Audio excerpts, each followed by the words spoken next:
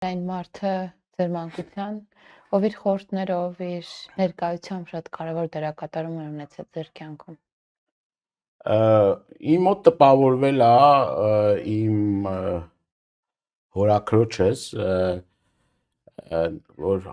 Արցախում էր այդ ժամանակ, այսինքն ինքը Արցախից է, հորաքույրս, Ավնին Դանելյան, այդ ժամանակ ինքը ժամանակ առ ժամանակ Արցախից գալիս էր եւ այդ իր այցելություններից մեկի ժամանակ, որ եկել էր, ես մի քիչ ասենք չարաճճի էի այդ տարիներին, նաեւ շատ ժամանակ ընկերներով գնում էինք, առանձնանում էինք այդ սարերում, անտառներում, ինքը եկավ ու իր ասած այդ խոսքերը մոտս շատ է տպավորվել, ասեց քեզնից մի քանի տարի մեծ տղաները Արցախում հիմա զենքը ձեռքին կռվում են, հայրենիքն են պաշտպանում, դու իրավունք չունես անպատասխանատու լինելու։ Դու պատասխանատու լինես եւ օրինակներ էր բերում բազմաթիվ, որ